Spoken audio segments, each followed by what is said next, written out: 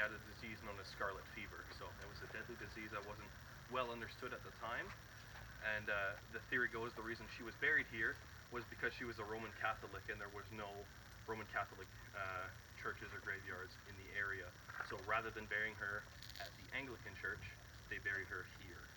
So the other two people who are buried here are two soldiers. They go by the name of, it's Samuel and John McGarity. So the two soldiers there, they came all the way up from Wybridge. They were marching from Wybridge to this site here.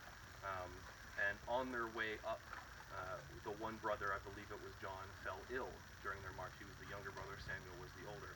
So seeing as they couldn't stop and they had to keep going since they didn't have the provisions, he stayed back for when they would send recon out to come get them.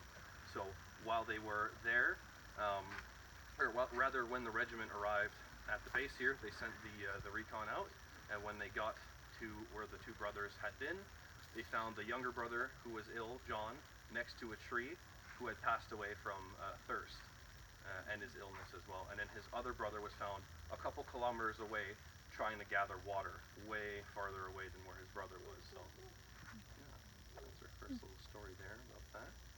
So if you folks want to have a little look at the graves, if you like, and then after that we will head over right to the Roberts compound over there.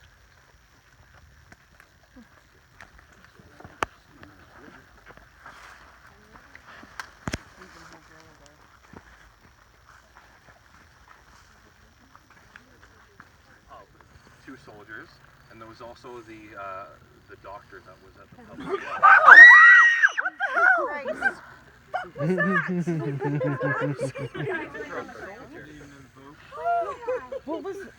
What just happened there?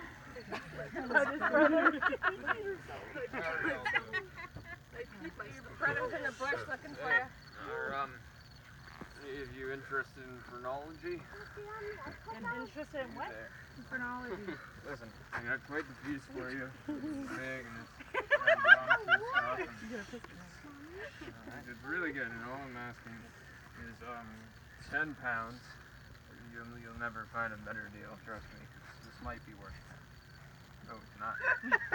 Alright, 10 pounds is all I'm asking, okay? Not the currency. What are you, a Spaniard?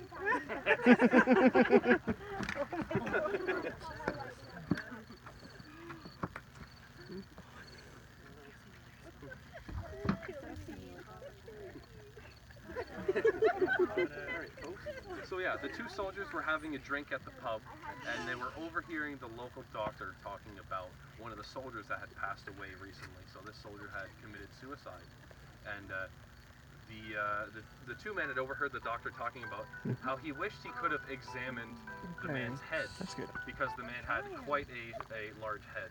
So he said this as a passing joke, but the two soldiers, who were quite inebriated, thought he was quite serious. So they sought to go impress the doctor by going to collect it itself. So they presented this head to the doctor himself later on that night, and the doctor was completely mortified that they even had done that. So he immediately told them, "You need to get rid of this right now, and I won't say a word to anyone." So in a drunken stupor, rather than going back to the grave, they'd actually thrown the head into the cricket ball field. So the Métis interpreter that was there at the time had wandered early in the morning. It was sometime in December. He had saw two foxes playing with what looked like to be a cricket ball. So he went further to go investigate, and he came to see that it was a canvas bag. So he had checked what it was in the bag, and surely enough, it was the head itself. So they obviously had reported that to the officers themselves, and later on, one of the two gentlemen had passed away from blood poisoning, and the other had gone insane. So some people consider that karma. Yeah, we had our nice little skit there for you. With that, folks, we're going to head into the officers' quarters. I'll tell you a few more tales, and then I'll let you folks have a look around of the facility itself. So this building right here was housing for the senior officer and the junior officer that was here at the time. So the regiment's always switched out, so it's always new officers coming in and out in So this building is original, all the stonework. The inside was redone. They added lighting as well as air conditioning for all the artifacts and also to preserve the building. So yeah, this building was built in 1828 and it was used up until our time actually. So it changed hands quite a few times. It was originally the military's property. Then it was the government of Canada's property. They had turned it into a boys reformatory. This was the warden's office. After that, it had changed hands to private homes for a little while, and after that, it changed hands to the Oak Ridge Asylum for the Mentally Insane. So, yeah, this was part of their property. I don't know if they used it other than like maybe an office, but yeah. And then after that, it changed hands to us after we excavated the site. So right now we're in the mess hall. So this is just the dining room. So the first story doesn't actually involve any of the officers. It involves the guards of this building. So you would get given guard duty by the officers just to keep watch of the building whenever it was necessary. So one of the soldiers who had been given guard duty, he actually did not want the guard duty. It was New Year's Eve and he wanted to spend time with his family. So he was quite angry about that. So while he was doing his rounds, this is near New Year's Eve, so it's obviously quite cold around here. So as the officer was doing his rounds, he would always come inside and warm up by the fire, just so it would freeze. So while he did that, he spotted in the corner of his eye a fine bottle of liquor. So it was the officer's own property. So as everyone was already passed out, he figured why not just, the officers made him sit out there in the cold. Why would he not just kind of compensate himself a little bit? So he kept taking swigs, leaving, doing his rounds, taking more swigs, and he kept repeating this process over and over. He got quite inebriated and he actually passed out in front of the building trying to go in for his last swig. So there were no other guards on post, so they found him the next morning frozen to death. So that's the first story, and that's one of the only stories that actually involves death. So the next story we have is our staff that worked here, the curatorial staff. They had all the artifacts packed up and brought elsewhere during the wintertime, just so they're preserved. And they bring them in and set them all up in the springtime. So one of these times they were doing so, they couldn't actually locate one of the boxes when they brought it in. They had come back the next day, the box was missing. It actually contained a Native American war club, some stirrups, and a few other items in this box. So they were quite peeved that they couldn't find it. They looked all throughout the building, and the head curator was so frustrated, on his way out he said, "Okay, ghost, where'd you put the box?" like as a joke. And then he had heard a sound all the way up in the attic, like a thump. So he looked, okay, that's weird. So he checks all the way up at the attic, and right at the foot of the stairs is the box he was looking for. And he had already checked up there, so there's no way he could have walked past that. So let's just say he was a little humbled by that one. The other story, as I said, this was actually a private home for a while. There was a family living here at the time. They had been hearing scratch noises, creaks, and the like up in the attic. So this building does actually make a lot of creak noises since it is the fourth floor. So they figured, no, it's just an old building that makes noise. One of the nights they were here, they actually heard coughing upstairs. So they figured, there's no way that that's not somebody. So they called the local authorities.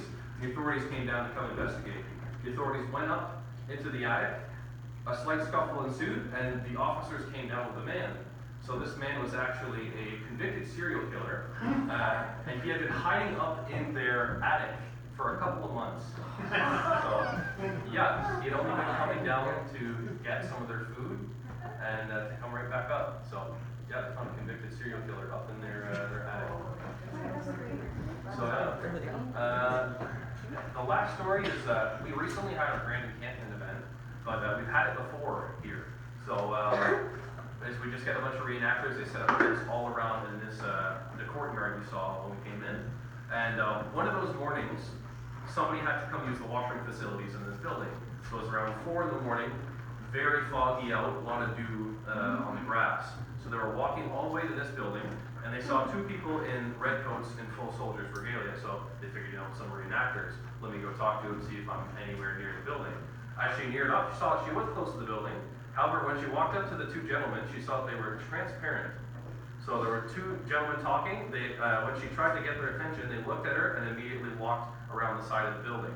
So she followed them behind the side of the building, and when she turned the corner, they were nowhere to be found.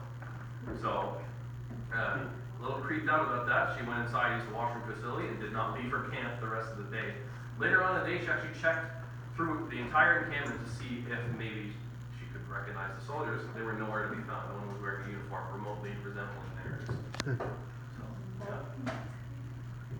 That about does it for all the stories in this building. If you folks want to have a look around, feel free. I can actually show you the Native American War Club in question if you'd like to have a look. He left his post. Not very good. So, have you seen any suspicious activity around? Saw a drunk guy up there. A drunk guy? Doesn't sound like the one that I'm looking for. This one's a coward, but not a drunk.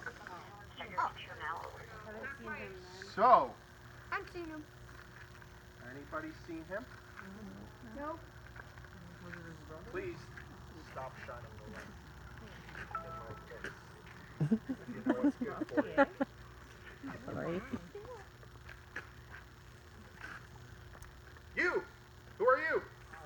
Christoph? Stand forward. You guys, step aside. Oh, So, you're separating again. why are you not at your post?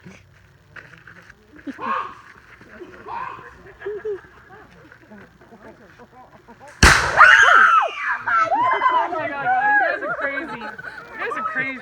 Wow, I think I lost my arm. I said move along! Wow, I think I lost my arm on the Kaylee.